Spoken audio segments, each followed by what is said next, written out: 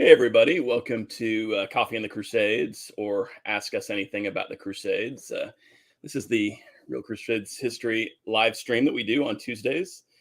Glad everybody could be with us today. I'm J. Stephen Roberts, as usual, and we've got our good friend Helena Schrader here with us as well. So that's always a treat when we get her with us. Just whatever questions you guys have, start getting them ready, and we'll get to that soon. So, Helena, thanks for being here. How are you doing today? Great. Thank you very much. It's always a pleasure to be here. Looking forward to what your questions are. All right. And so just to kind of start things off, Helena, what's new in your world? Oh, well, I think we mentioned, I don't know if we mentioned, the sequel to this book is called The Powerful Women of Outremer, and it's part of a series done by the British publisher, Pen and Sword, which is looking at women's history. So I was asked to look at, what the status of women in the Crusader states as a separate title. And I've never done that before. I'm not basically a feminist historian. I've never taken women out of context and tried to focus exclusively on them. So I was a little hesitant, and I found it a really interesting challenge and exercise for me to go and look at the same material, because there's not extra sources in the 13th century about women. All you have is the same sources, but you focus on what are they saying about women, and you sort of realize that in fact women are mentioned all the time. They're normally in ancillary or secondary roles, or they're not necessarily the focus of what the chroniclist or someone's writing about, but they're there. And then taking that and then piecing together what did that mean for what women were doing or not doing, etc., was really a fascinating exercise. I don't think it replaces or is in any way as significant as the main book, The Holy Land and the Era of the Crusades, because that's really the whole story. But something, as I say, it should be out later this year or early next year. This one that's going to the book on the powerful women of Outremer. Well, that'll be good. That is a fascinating topic, women in the Crusader states and in the Crusades in general. So we'll look for that. And in the meantime, guys, you can check out Helena's current book about the history of the Crusader states. Very good book. We have talked about it a lot here before. It's The Holy Land and the Era of the Crusades, Kingdoms at the Crossroads of Civilizations. And that is linked below. If you guys click on that, you can check that out on Amazon and pick up a copy. So make sure it's you in do both that. ebook and hardback, and Pen and Sword is working on the paperback version to be released sometime this year. I'm not going to make any promises. Pen and Sword is as the major publishers are they operate on their own time schedules, and I have zero influence on it.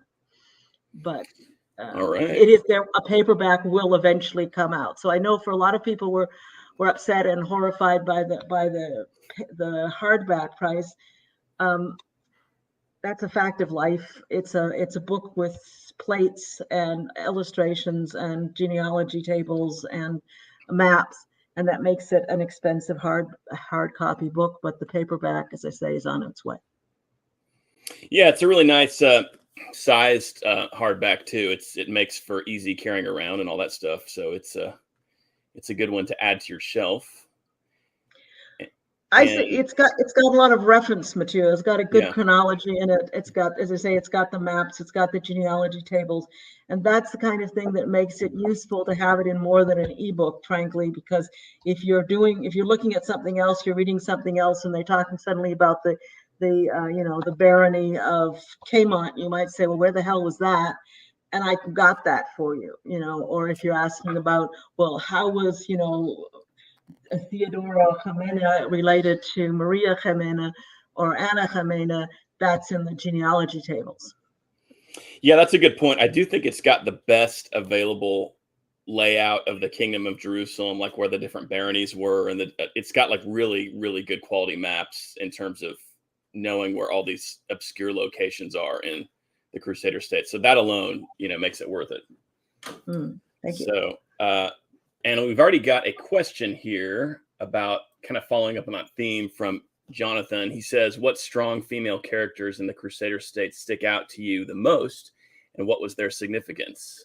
without question, Queen Melisenda, the first queen of Jerusalem, very early. In other words, Baldwin II has no sons, and he had 4 daughters, and he very rapidly chose to designate his eldest daughter as his successor, and she was accepted not only by the barons but by the church and was recognized as his successor. And this is at the same era as Eleanor of Aquitaine. It's the same era as Matilda, Queen Matilda, the Empress Matilda in England.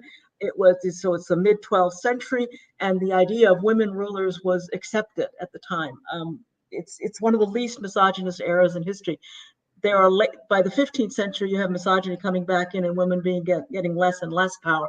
But here in the 12th century, at the height of the Crusader kingdom, there was no question that a woman could succeed to the throne. And so Melisenda was a very powerful. She was a queen in her own right.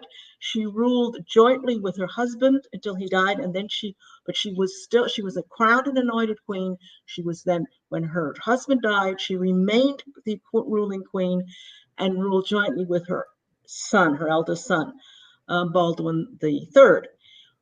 He got a little annoyed with having to share the power, and there was problems, but ultimately they come to an agreement. They did clash. I mean, it actually comes to Baldwin III besieging his mother in the Tower of David in Jerusalem, which is a pretty embarrassing thing. And of course, the Arabs are laughing their heads off.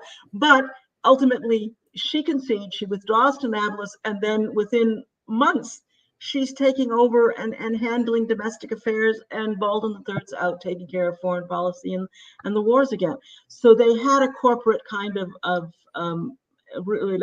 ruler, reign that continued right until she was dying the last year of her life. She withdrew to a convent, but she was extremely powerful, and she set the precedent of queens. And the crown of Jerusalem then passes through the female line again when it goes to Sibylla, when it goes to Isabella, when it goes to Maria, when it goes to Isabella II. So there's a whole succession of queens, not all of whom were as sensible and powerful as Melisenda, but all of whom were reigning queens. Yeah, Melisenda is definitely a good one. Another one is, of course, Melisenda's mother, who was an Armenian noblewoman. Yeah, Morphia. And actually, she was fully Armenian ethnically. And she was the queen of Jerusalem. Her husband was the Frankish king, Baldwin II. And one of the really interesting things about her, we know from Matthew of Edessa, who was an Armenian chronicler, that when Baldwin II was captured by a Turkish warlord, Morphia actually organized a rescue operation composed of Armenians who snuck into the castle where Baldwin II was being held and overthrew the castle and rescued the king. It's an incredible story, and it's not as widely known, but it should be. It should be more widely known. But she's really interesting. Yeah, and if you go away from the queens and you look at as Chiva Boris is the heiress of Tiberius and incredibly important, of course, is there in Galilee. She's a princess. I guess she's princess of Galilee technically. When Saladin takes the city of is it Tiberius? And then Stephanie of the Millie is the heiress to Ultra Jordan, and she gives control of Ultra Jordan to Reynaud de Chatillon when she marries him as her third or fourth husband or whatever. So it wasn't just at the royal level, but of course at the baronial level, these women were extremely powerful. They were often defending castles. They were often their husband were with the mobile army. There was the field army. They had control and command of the castles and the garrisons.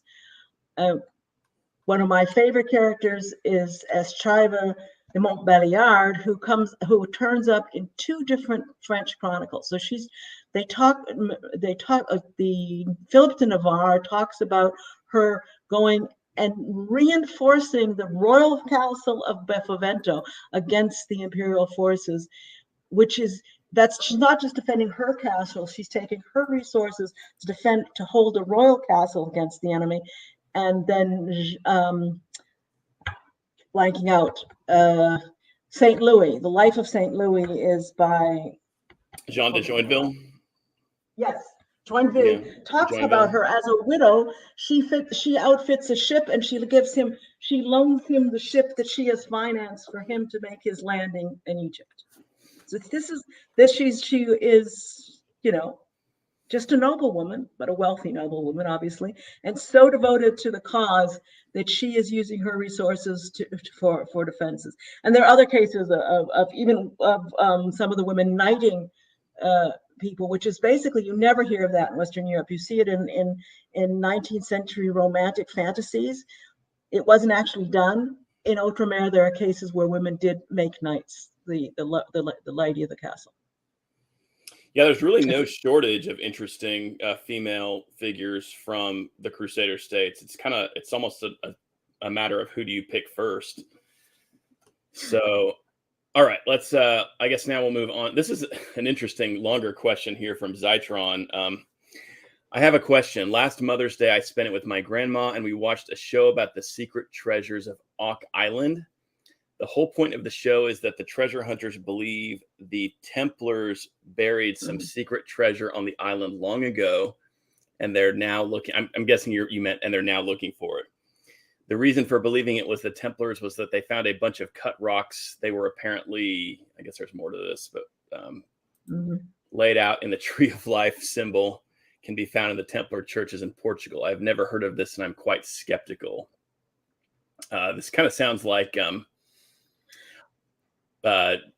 Templar mythology, myth making. Yeah, I mean, I've actually heard a little bit about that, and I forget where that island is, but yeah, I mean, the Templars were never at a place like that. So, it just kind of points to the fame of the Templar legend and how widespread these myths and these ideas are. I mean, people find Templar stuff everywhere, So let's see. Francie King wants to know if there was a shortage of women in the Crusader states, like in Alaska. It depends how you define. It depends how you define women, and it's a really key. It's a really it's a key point. Generally, when you talk about going to the New World, the settlers are facing a comparatively undeveloped and poorly populated area. In the Crusader states, they're going to one of the most densely populated areas of the world that have been settled for tens of thousands of years, literally, right? There was no shortage of women. Was there a shortage of Latin Christian women? Yes. So, because most of the Crusaders, you look at the original Crusaders, 4 out of 5 died, but the survivors were virtually all men. There may have been a few women who survived, but there were very few women. I don't think there was more than 5% of the Crusaders were female, and the bulk of those, including the wives of the leaders, died before they reached Jerusalem. So of the Crusaders, they didn't have women with them. They did not have Latin wives with them. However, the country that they landed in, the Crusader states, so where they built the Crusader states in the Levant, were predominantly Christian territory. The majority population in these states were Christian. They were not Latin Christian, they were Orthodox Christian of various forms of Melkite and Jacobite and Armenian, etc., but they were Christian, and the Latin Church recognized them as Christian and recognized unions with the local Christians as valid marriages. So that unlike somebody going, I don't know, to Japan, a white man going to Japan would have had a hard time getting permission to marry a Japanese wife unless she converted in the 16th century or 17th century. That was not a problem in the Crusader states. So what you have, and that's incredibly important in what causing the character of the Crusader stage, is practically the bulk of the second generation, even as Stephen Reed, even at the royal level, are actually already mixed. So at the royal level, they married into the Armenian and then later into the Greek Byzantine royal families or noble families. And at the lower levels, they married the local girls too. And therefore, as I say, that's why they became known as half-breeds and Poulons, and later Crusaders looked down on them to a certain extent. but the natives, the second, third, fourth generation, were almost all of mixed blood. They could speak Arabic, they could speak Greek, they understood the customs and the culture of the people around them. Yeah, I think that's why it's so important to remember that the Crusades weren't just some sort of Western enterprise. They really were a joint activity of both Westerners and Eastern Christian groups. And I mean, there's that famous passage from Fulcher of Chartres where he talks about, basically the Westerners who settled there after the First Crusade kind of becoming Easterners. They lived like the Easterners. They married local women. They had children with them. The Christian rites kind of mixed to some extent, where you had traditions that overlapped. We know, for example, Queen Melisande, her prayer book that we have, her Psalter, I guess is what it's called, has Greek and Latin art and text in it, and really is kind of a testament to the blending of these traditions. So I don't know. I just think that's so important because, and also, like you're talking about, Helena, so much of the Crusader armies, like the armies of the Kingdom of Jerusalem, would have contained Eastern Christians, like, infantry who had both Latin and Eastern ancestry. Or just plain not native Christians. Yeah. The garrisons in the cities were made up predominantly of natives without any Latin. The Latins made up up to, they're saying if it's 100,000 out of 600,000. The Latin Christians, even with the Pulans, never made up more than about a quarter of the population. And yet they were not fighting alone. They were not a colonial power which was afraid of the people around them. On the contrary, the native Christian elites made up the light cavalry and probably has as many horsemen as the knights. So the Latin Christians tended to be the heavy cavalry, the knights, and the native elites would form the light cavalry or the Turcopoles. And the as I say, the infantry was predominantly native Christian. Right. That's excellently described in Stephen Tibble's book. Yes. Yeah, I think it's just there used to be this idea that, the native Christians really mistrusted the Franks, but now historians are really getting away from that. It's the remarkable thing is how seamlessly they acted together. I mean, these Westerners show up and they kind of become a part of the local Christian world. There's some beautiful after the loss of the kingdom, where the native Christians are writing in, I don't know, the Syriac, are talking about the loss of our army, how our army was defeated and how we have lost. They identified strongly with the Crusader states, the native Crusader states. And that happens again in Cyprus, which is really interesting, that the Lusignan rule in Cyprus was integrated. First of all, it's very strongly integrated, and they used actually Greek became the language of the court. And in contrast to Crete, where the Venetians were always the outsider. There were 3 revolts in 100 years in Crete. There was never a revolt against the Lusignans in Cyprus because the natives accepted them as their ruling house. They had independence for the first time. They'd either been part of Byzantium, or they'd been part of the Arab world, they'd been part of the Roman world, they'd been part of the Greek world, but they'd always just been a colony or a dependency, a province, until the Lusignan kings came, and suddenly that was their own kingdom, and therefore they identified with the Lusignans as their own kings. And this is an interesting question from Alexander. If the Catholic Church had no problem with a Catholic marrying an Eastern Christian, why did they persecute the Cathars? Do you want to take that one? That's because the Cathars were heretics. Right. There were issues with the Eastern Church about certain, basically, how many angels on the head of a pin. The issues with the Eastern Church were about rites, but never about the fundamental theology. Yeah, the Cathars is that they were heretics. They had dualism. They questioned the fundamental theology of the Catholic Church. Exactly. Yeah. Do you have something else on that, Helena? not, I mean, the Cathar heresy is something I knew something about a while ago. I haven't been reading about it for a long time, Yeah. so I don't feel like I can. But I think there are some excellent sources on that. You need to look into it because it's much more heretical than there tends to be a an idealization of the Cathars because they get the fight. The invasion's brutal. The crusade against the Cathars is brutal, Yeah. and of course there's now you go to the south of France.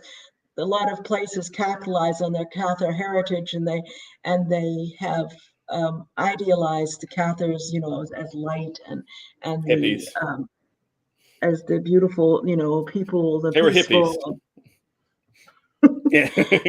and I'm not going to say I sympathize too with Toulouse, particularly with the Count of Toulouse and the local barons fighting against Simon de Montfort and the Northern Crusaders, but the Cathar heresy has, when you look at it theologically, is not compatible with Orthodox or Catholic Christianity. Yeah, I think that's a good point. I mean, it was but we know mostly what the church at the time thought about it, and what they say about it is that it was this belief system where, for example, sex was immoral, where you should try to eat as little as possible.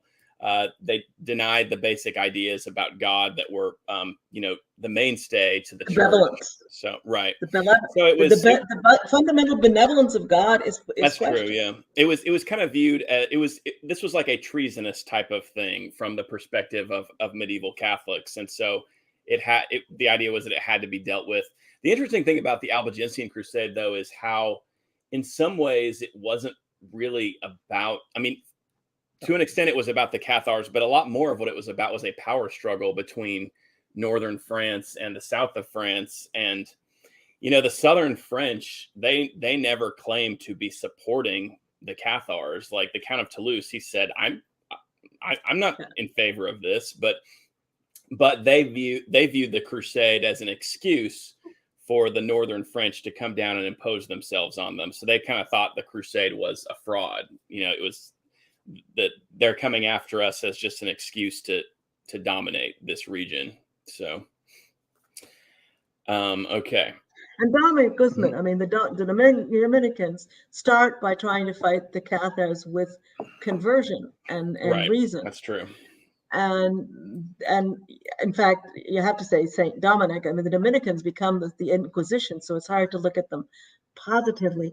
But when you look at the life of Dominic himself, he did not. I mean, that all comes later, and his entire approach was to try to use reason and not to use force.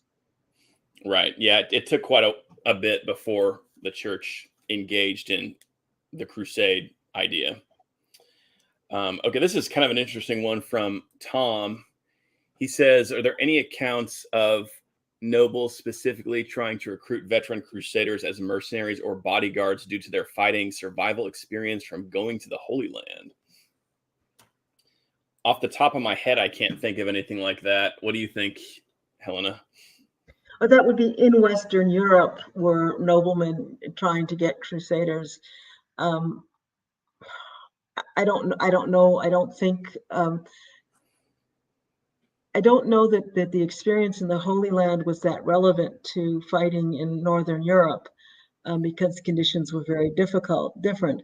However, any fighting man with a reputation for having survived and was going to be seen as a good fighting man. So, but I don't know that it was specifically because they were Crusades. I would just say experienced fighting would always be an advantage when you're hiring troops.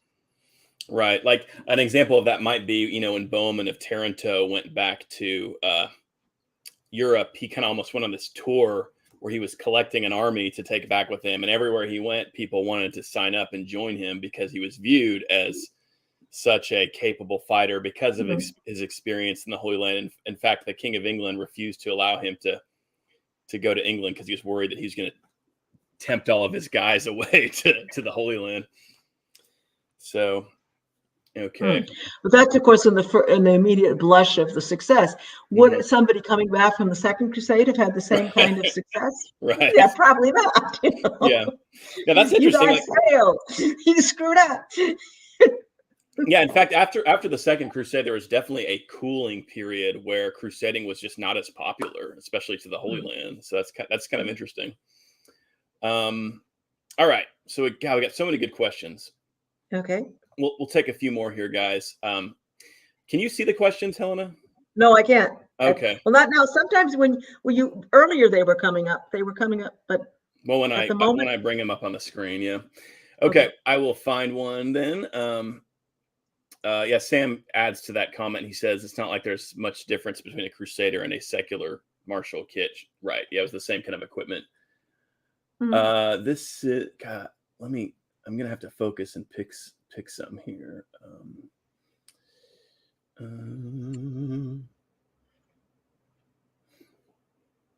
All right, guys. Yeah, make your questions snazzy, guys. So they stand out here.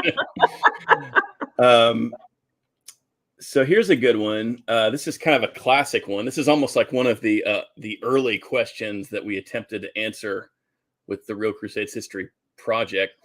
Why in today's media are the Crusades represented as wars of aggression by the West, and why are so many TV quote historians in air quotes getting this so wrong? Do you believe? Thanks. And that's from John. Well, thank you, John. Yeah. Do you want to start with that, Helena? I know that's something you probably have a lot of ideas about. The bottom line is that the historians of the last century portrayed it that way. We have what you have is that most armchair historians and amateurs today are looking at the historiography of the 19th and early 20th century, which was a period of seeing the Crusades as colonial expeditions, and then when colonialism comes in, that the fact that they've been, first of all, they're proud of being colonial expeditions. The French brag about, well, see, we did this so right in the Crusades era. That's why we can have colonies now. And then you get the reaction to that. So you look at the historiography of the Crusade, and in fact, historians have delivered the arguments for this. Why is that now? I think part of it's because I think it's all bound up with the jihad. If you look at the historiography in the Arab world, they just ignore the Crusades. They won the Crusades. Who cares about them? That was a victory. They don't have to be traumatized by them because they won the Crusades. But it became, when the Arabs started fighting against the new colonists, against the French, they then started to remember the great. See, we beat them once before. We're better than they. Saladin, the great hero, was a way of rallying Arab opposition to the new colonialists, French and English. So that's when the Crusades became big in the Arab world. And that's the tradition on which the jihadists have pitched when they're now fighting the West again. It's the Arabs who've come back and said, see, you're just a bunch of crusaders, and we can defeat crusaders. We're bigger and stronger than you are, and Islam will triumph. So the West then has adopted this Arab narrative, which is totally it's false. It's a false narrative trying to compare modern American policy in the Near East with the Crusades is absurd. It doesn't have the same roots. It doesn't have the same causes. It doesn't have, there's nothing similar really, except that you have the Arabs fighting people from another part of the world. But we've allowed the jihadists and the Islamists and the Arabs of the Middle East to create this image, and then then there's this, oh, we feel guilty and we have to pay reparations and stuff.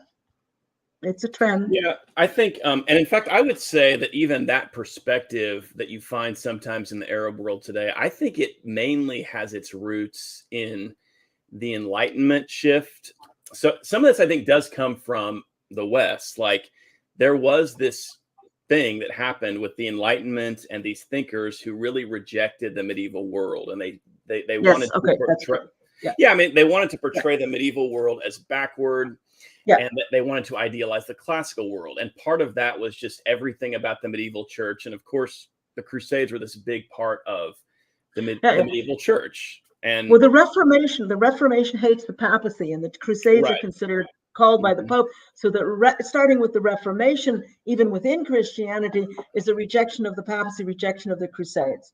So yes, that starts, and then it goes on. The Enlightenment then goes one step farther and rejects religion altogether, and therefore the Crusades are automatically seen as religious wars, and therefore fanatics and stupid, and yeah. True.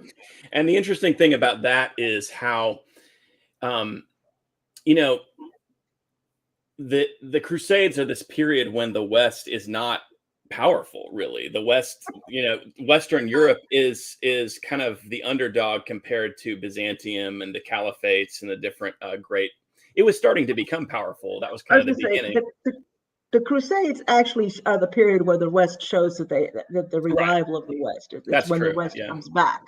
Because very true. They had been fragmented and poor, but they're only capable of doing. I mean, Constantinople turns to the West because the West is in a period of prospering and right. And that's absolutely true. Yeah. The West is all of a sudden becoming a power. That's very true. But it's not like the West was in a hegemonic position as it was in the 19th century. And so I think that's what's, people have this silly idea that, oh, this was the powerful West coming into Syria and Palestine and victimizing these poor, weak Muslims. But of course, Islam was very militarily powerful in the 12th and 13th centuries as well. Yeah. So it's and in fact, had been a lot longer than the West had been. So it's such a backwards. It's kind of turning everything on its head. And part of this is, taking this later, it's kind of taking the modern world and the colonial era and imposing it back on this time period that was so different. And I think, that the combination with that and the Enlightenment ideas, which were so hostile to the medieval world, and that has just really lingered, and it's become a part of just pop culture. And it's still there. And the interesting thing is, if you go to scholars, though, if you talk to people in the scholarly world today, they will tell you that's all nonsense. And yet, in the pop culture, that kind of Enlightenment influence still is predominant. So and that was the motivation behind this book, was to simply pull together the scholarly work that's been done. I mean, I don't pretend to be, the expert on everything, but it was to counter popular beliefs by pulling together scholarly works from various disciplines, including art history and medical history and political and military history. Yes, so that is other questions. That's a good reason to pick up Helena's book, guys, for sure. So we'll take one more question, then we're going to be pretty much out of time for today. And I will find a good one.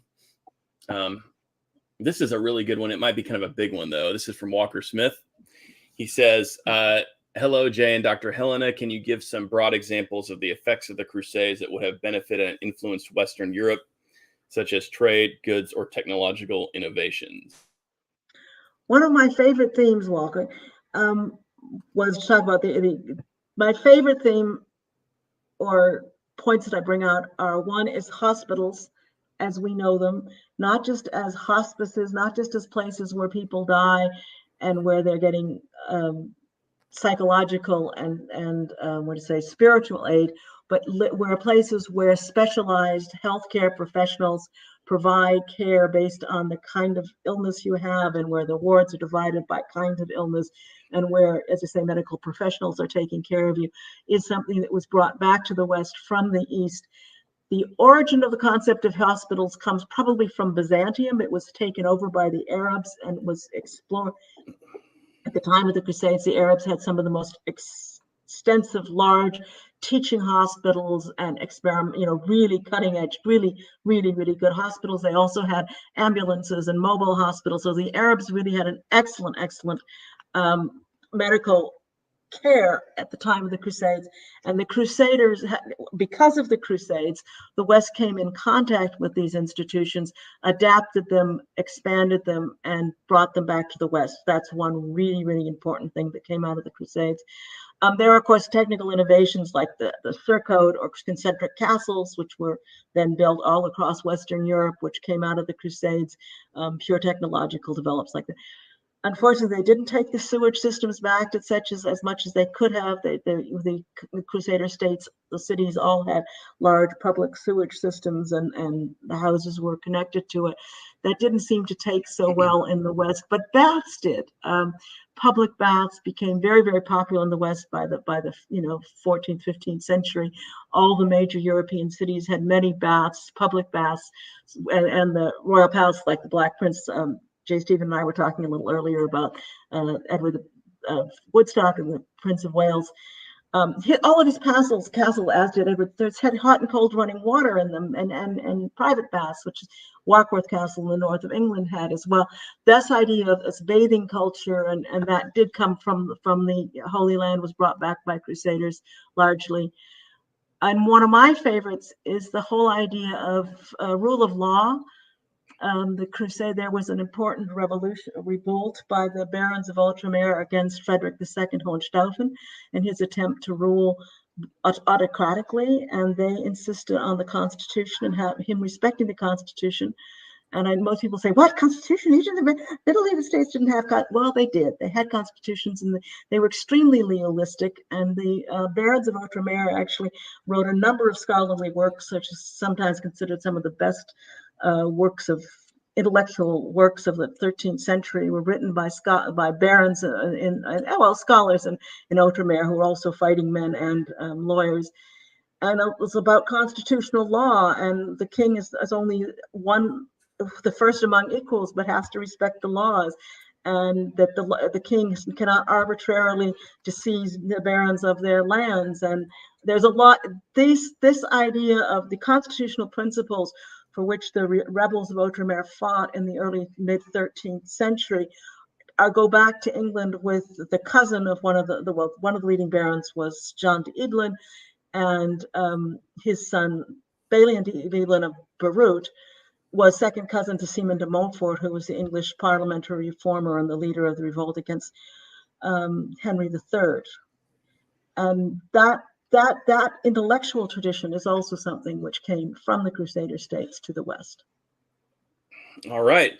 So good answer there. So guys, I think we're going to kind of wrap up for now, and we'll have Helena back next month for sure. Everybody, what's that? Do you want to set the date? Oh yeah, absolutely. Let's do, let me get my calendar. Do you like June 13? Does that sound good?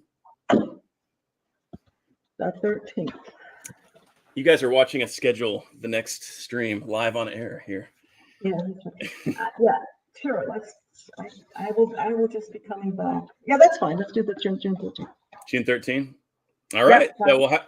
Yeah, this is kind of a monthly institution we have. We have Helena on at least once a month for Coffee and the Crusades. That's really good. So she'll be with us on the 13th. And everybody, do please check out her book. A lot of the questions people are asking are really addressed in this book, especially the issue of the reality of the Crusades versus sort of the Hollywood version. So Holy Land in the Era of the Crusades, it's linked in the description below. So, please, guys, if you haven't already, do pick that one up. Give it as a gift. Yes, that's right. Please, thank you. All right. Thank you. So I'll sign off with my Templar cup here, and this has been Coffee and the Crusades. So we'll see you guys next week, and everybody have an excellent week. Thank you. Bye-bye.